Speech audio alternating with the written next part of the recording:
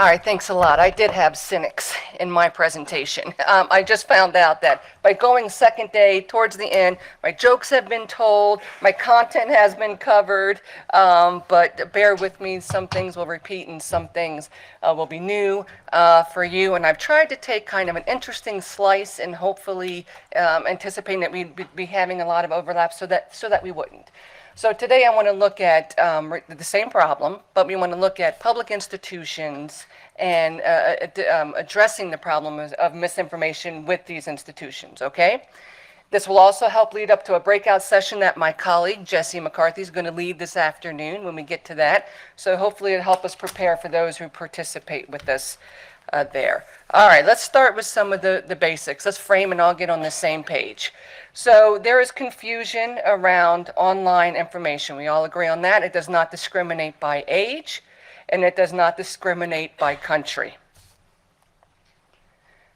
These players have all contributed to the problem. We know what those problems are. The producers blurring the lines between fact and opinion, bias, sometimes sloppy reporting, the news aggregators, unseen algorithms out there, a business model that supports sharing of emotional information, and the amplification process. In addition, news consumers. They're lazy. Well, not lazy. We have bad habits. We've created bad habits due to trying to deal with this fire hose amount of information that comes at us every day. And I think we should be allowed to sort information by preferences, as long as we know what we're doing in that process, because there's no way we can keep up with everything. So these bad habits need to be changed. They need to be fixed. Agreed? So it's going to take all three of these players to help solve the problem. All right. So the problem with our news producers and with our aggregators helping are that people don't necessarily trust top-down solutions. These stats prove that, but since stats can be changed and manipulated, we won't spend too much time on those. But we do know there's not a lot of trust for Facebook and Google to make right decisions for us, yes.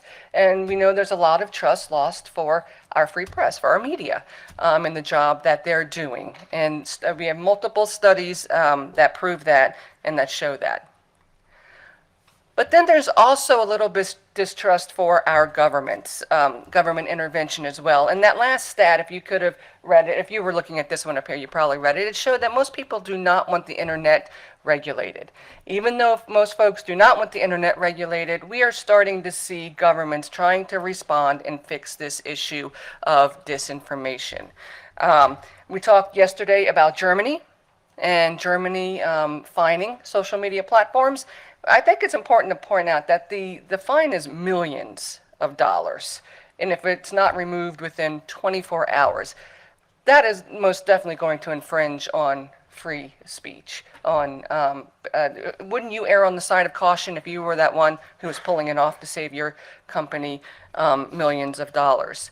In addition, we have bills proposed in France that would give judges, grant judges emergency action to remove fake news, especially defamatory fake news around sensitive election times. What we didn't discuss yesterday was in Malaysia that they just passed, and this was April, they passed a law about publishing and sharing fake news. And that comes with a hefty 6-year and $128,000 potential fine there for sharing fake information. The first person arrested or charged with this was someone who shared a YouTube video claiming that it took police too long to respond to a shooting. Police say it was 8 minutes versus 50 minutes. So there again, a gray area. And finally, the Kenyan president signed a bill criminalizing 17 different types of cyber crimes. I did want to give you an update on the Malaysia, and I'll go back to that in a second. Criminalizing 17 types of cyber crimes and fake news. So people who knowingly share fake news can be fined up to $50,000 or jailed for 2 years. The Committee to Protect Journalists claimed that that would criminalize free speech. And right now the courts have temporarily suspended These provisions seem to endanger free speech, and the case was set to be heard on July 18th, and we're just waiting for a ruling. But back to Malaysia on the update there, the country's new communications and multimedia minister said that the law would be repealed. All right. Want to make one more example. Most of you are probably familiar with this. India's 4G revolution has brought on over 200 million users online.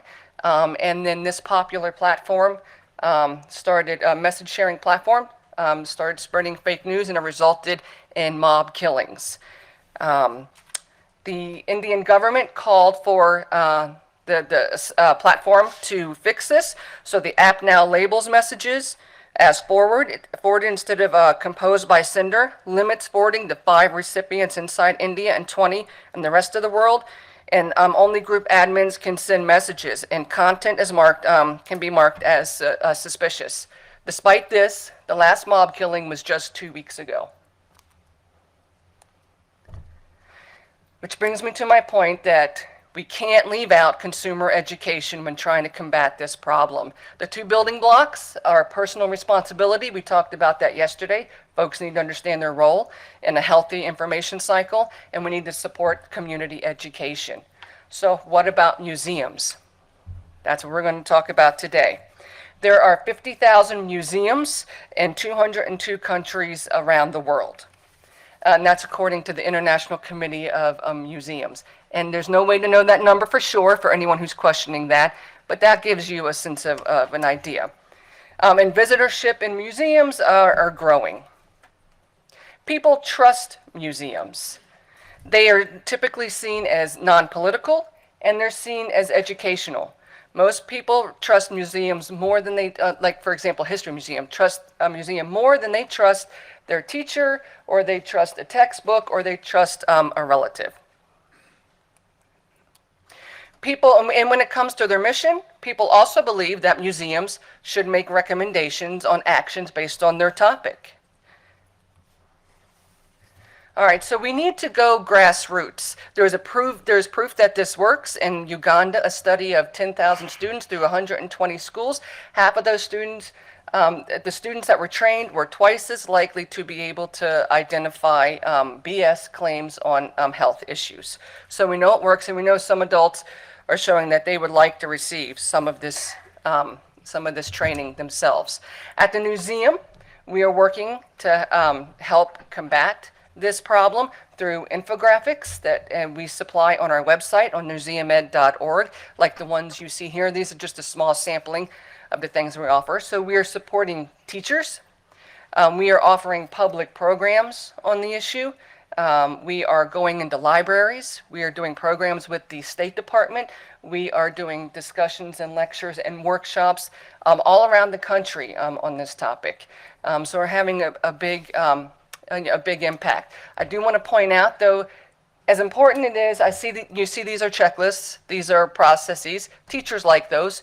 You have to do that. But along with the how, the museum teaches the why, the importance behind it, the responsibility, how our democracy depends on informed, effective consumers. So we get into those gray areas, and then we have people, then the consumers and the students and the adults, whoever we're talking to, they get buy-in on this issue, and then they all realize that they do contribute to the environment.